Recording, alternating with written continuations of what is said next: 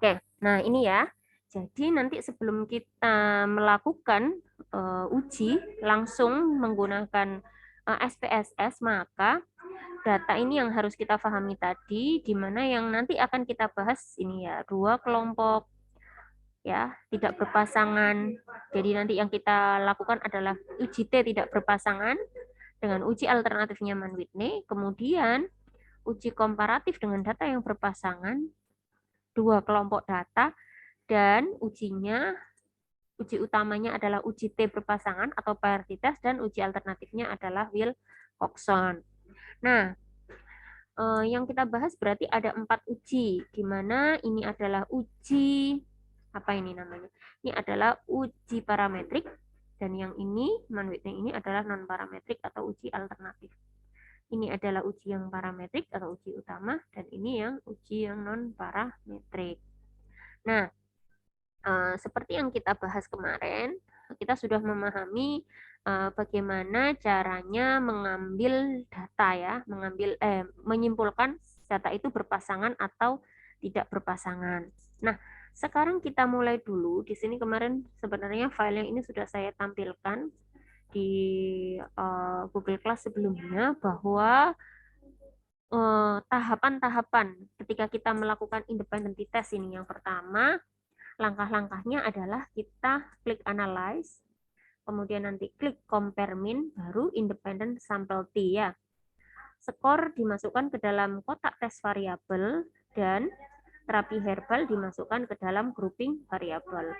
Kita aktifkan kotak define group. Nah, masukkan angka 1 untuk grup 1 dan 2 untuk grup 2. Nah, bagaimana caranya ini? Coba kita stop share dulu yang ini. Ya, kita buka untuk yang SPSS-nya. Jadi, ini. Nah, sudah tampak rekan-rekan untuk file ini, SPSS ini? Kelihatan? Sudah, Bu. Oke. Kalau sudah kelihatan, ini coba saya, ternyata ini saya perbesar, belum, tidak bisa ya.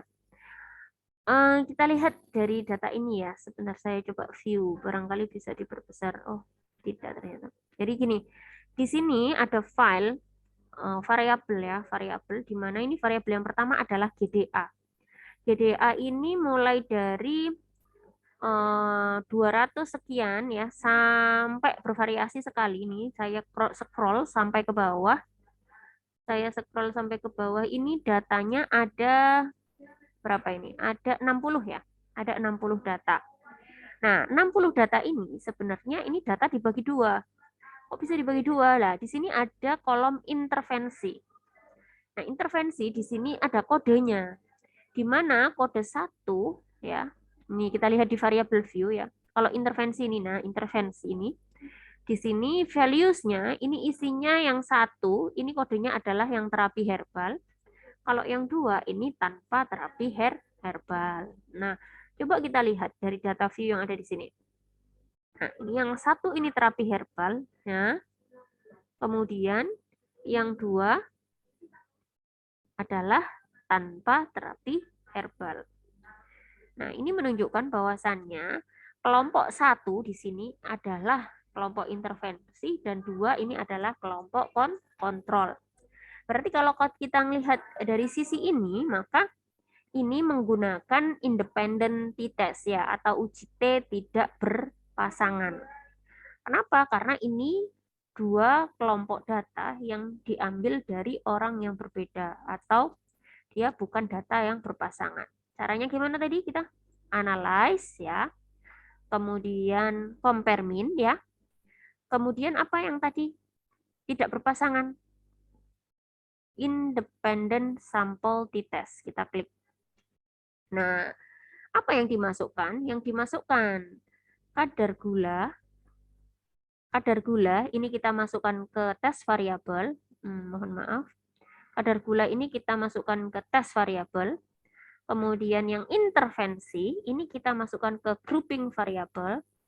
Dan setelah itu define grupnya ini kita isi 1 untuk grup 1, 2 untuk grup 2. Baru ini kita continue.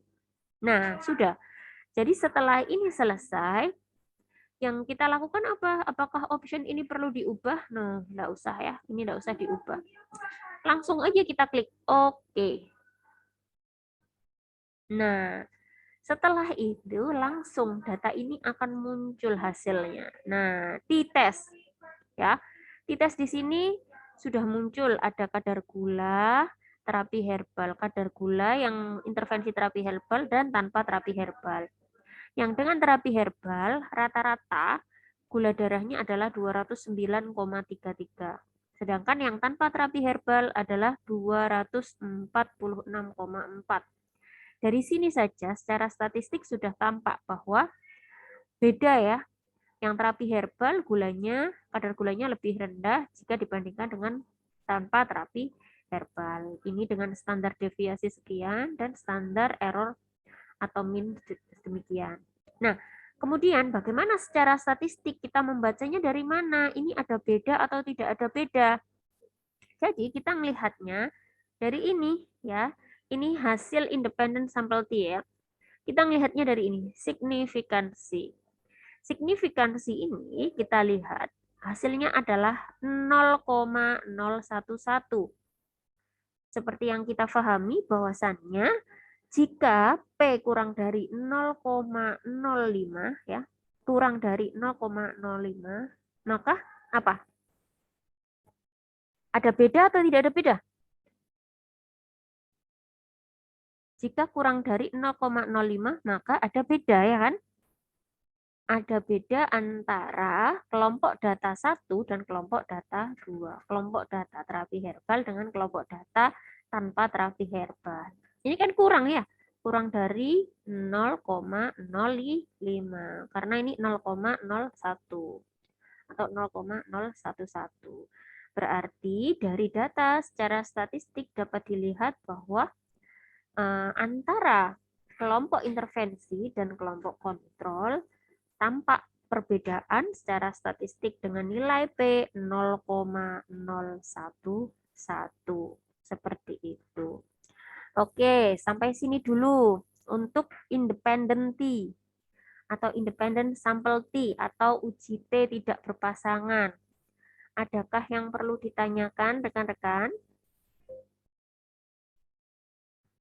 Bagaimana? Ada yang perlu ditanyakan? Halo, halo. Lanjut. Lanjut saja. Oke, kalau lanjut akan saya lanjutkan. Sekarang kita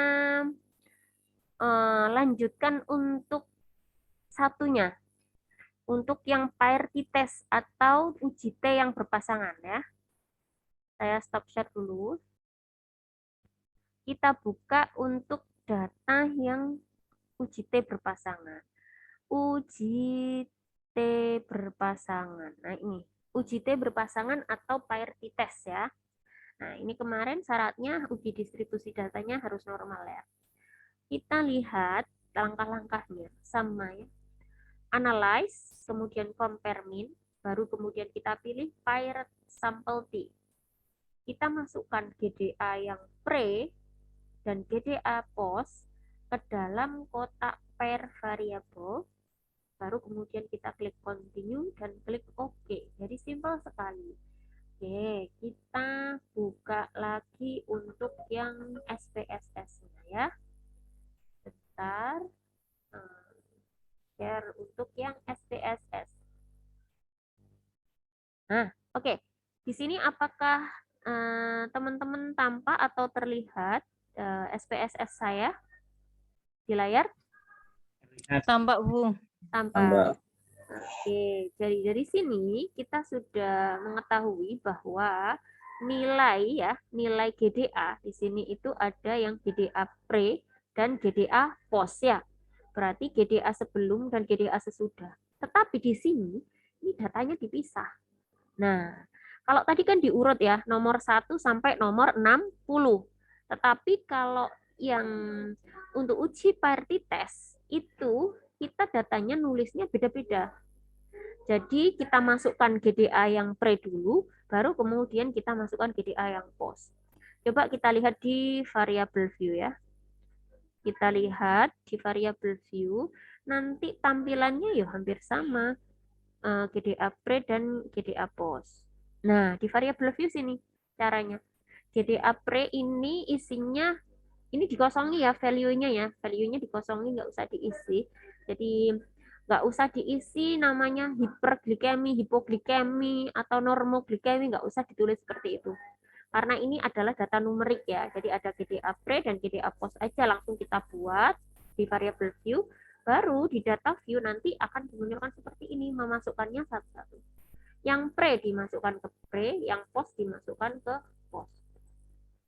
Nah, Bu, kalau misalkan ternyata nanti saya punya variabel yang lain, misalkan pretest pada kelompok intervensi, posttest pada kelompok intervensi, pretest pada kelompok kontrol, posttest pada kelompok kontrol, maka jenengan ya harus nulisnya satu-satu. Jadi bikin variabel lagi di sampingnya. Dengan catatan itu adalah itu untuk memudahkan nanti rekan-rekan ketika mau analisa data. Oke, kita langsung masuk aja ya, analyze ya. Jadi kita sudah punya data GDA pre dan GDA post. Ini sudah ada 30 data ya. Ini juga ada 30 data. Berarti totalnya 60. Tadi tahapannya kita mulai dari analyze ya. Setelah analyze kita buka yang tadi ya, compare min untuk membandingkan compare min, baru kita pilih ini pirate sample T test. Nah, yang kita masukkan yang pertama adalah GDA pre. Kita masukkan.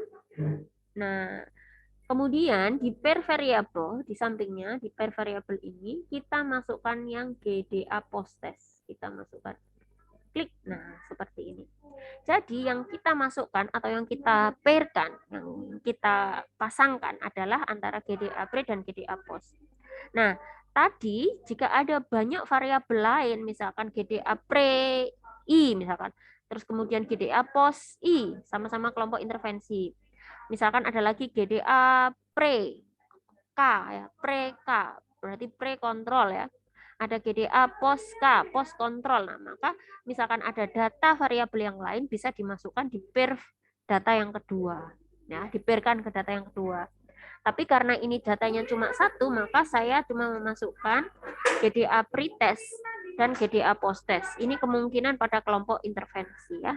Kemungkinan besar pada kelompok intervensi. Baru apa yang kita tambahkan lagi? Apakah optionnya perlu diubah? No, optionnya ini tetap aja ya, enggak usah diubah. Kita klik continue, jadi enggak usah diubah sama sekali. Kemudian kita masukkan oke langsung. Kita tunggu hasilnya keluar. Nah, dari hasil ini sudah tampak ya. Rata-rata GDA pre-nya itu 209,33. Sedangkan GDA post-test-nya adalah 174,77. Nah, dari hasil ini saja di awal bahwasannya sudah tampak kalau GDA pada kelompok pretest itu ada 209, ya, lebih tinggi jika dibandingkan GDA post-test. Nah, ini secara statistik sudah tampak nih kalau data ini menunjukkan ada penurunan glukosa darah setelah diberikan tindakan, yaitu di sini terapi herbal ya. Nah, bagaimana dengan ini? Jadi dari hasil pair sample correlation didapatkan signifikansinya adalah 0,000 ya. Ini juga signifikansinya 0,000. Sehingga dari data ini menunjukkan P-nya berapa?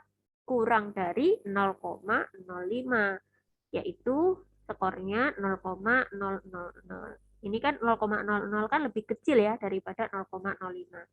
Berarti bisa disimpulkan bahwa secara statistik antara GDA pre-test dan GDA post-test itu ada beda atau ada perbedaan secara signifikan, secara statistik. Demikian.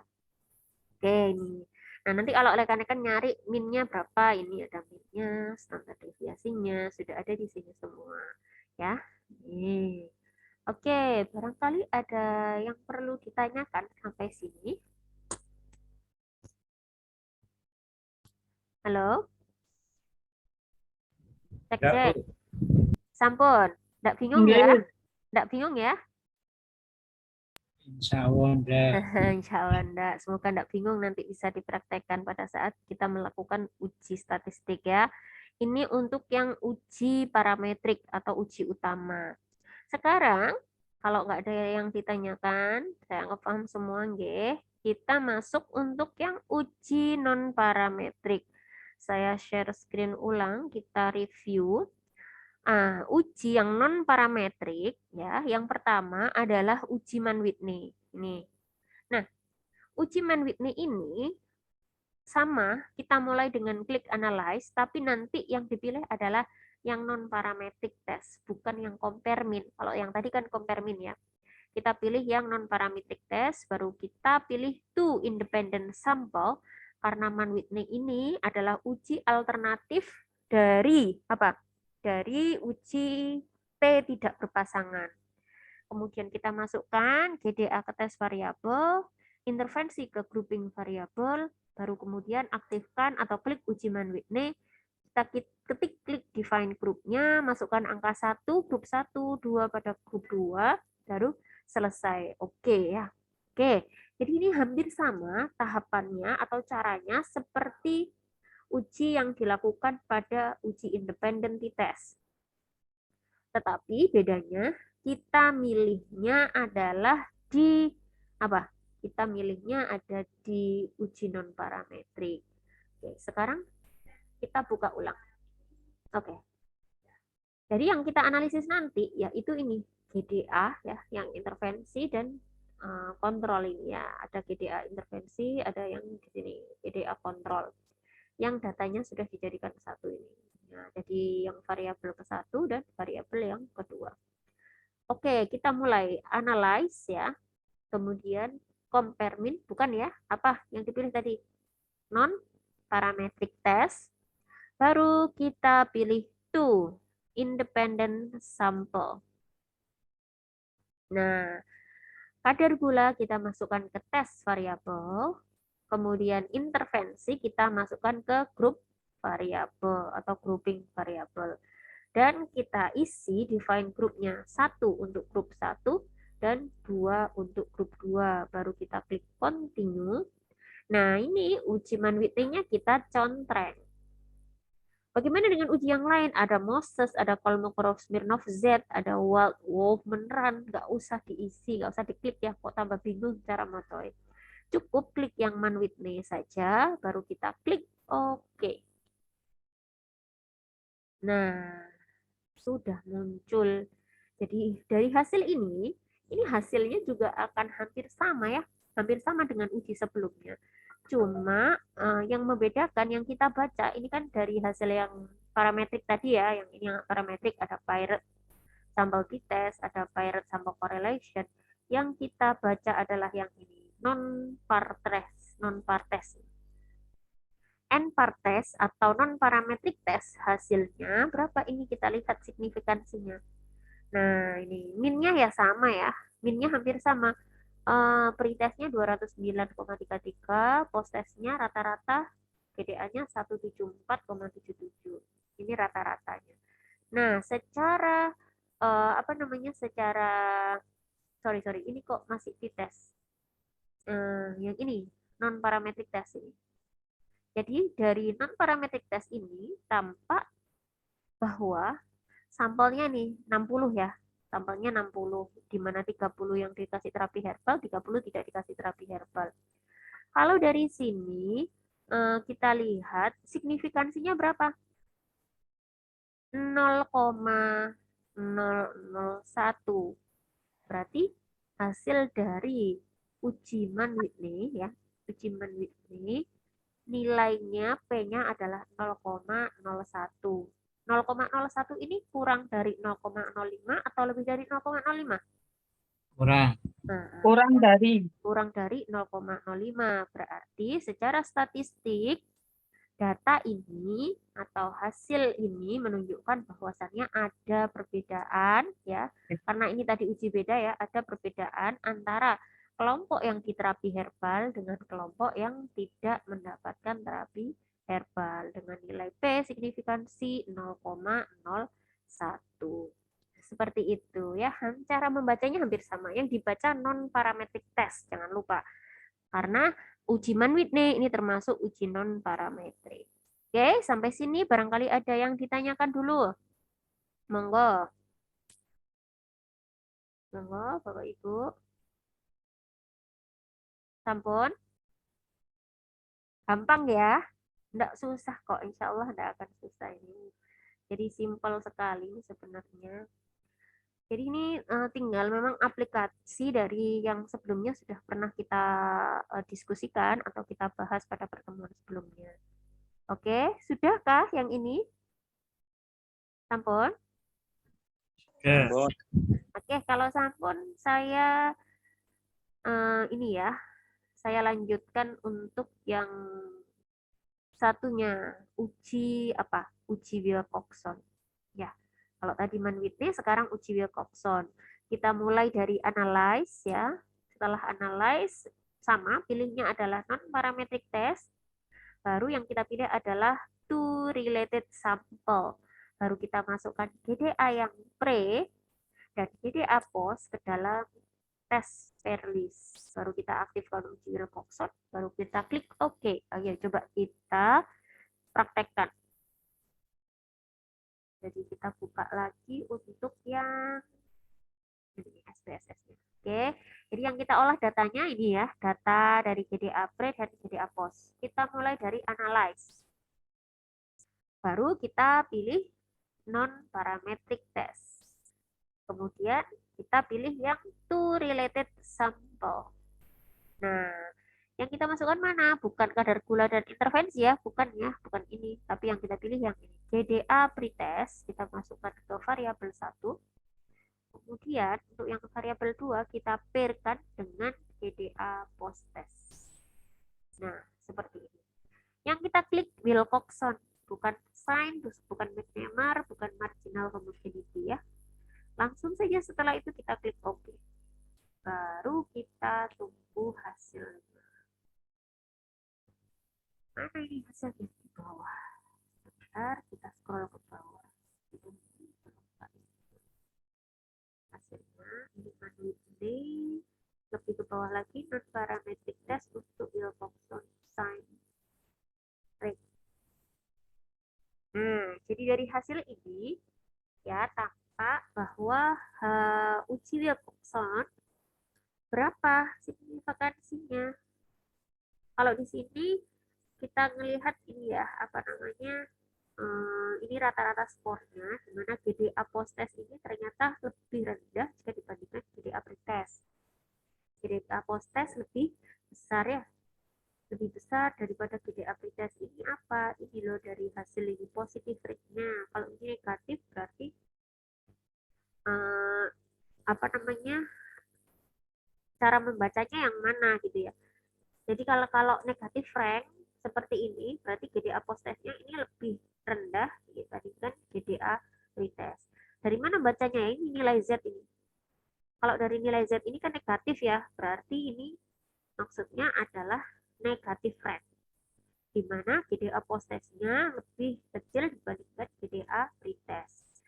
Dan hasil signifikansinya yang dibaca yang paling bawah ini 0,000, berarti P-nya kurang dari 0,05, artinya ada perbedaan antara GDA pretest dan GDA post test pada kelompok data yang kita bahas atau kita uji tadi. Jadi hal ini menunjukkan bahwasannya setelah diberikan intervensi maka ada pengaruh atau ada perbedaan hasil GDA atau gula darah pasien. Nah, seperti itu Bapak Ibu, rekan-rekan semuanya. Barangkali ada yang perlu ditanyakan sampai pada tahap ini, silahkan, monggo saya kasih waktu.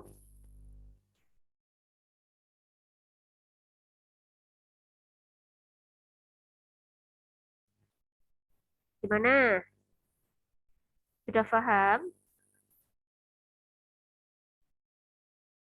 Makin bingung atau tambah paham?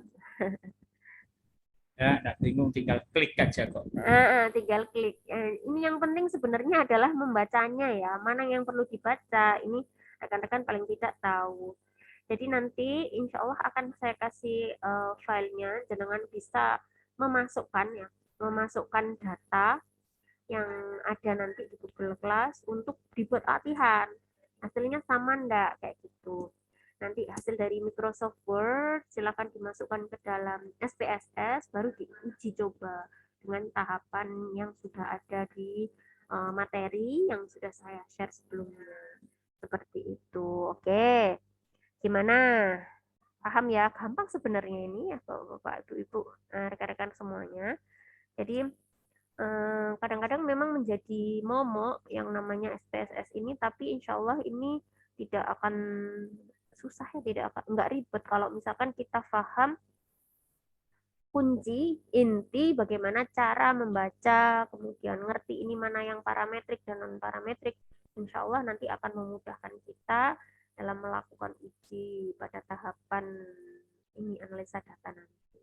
Seperti itu. Oke, bagaimana? Ada yang perlu didiskusikan lagi barangkali? Saya stop recording ya.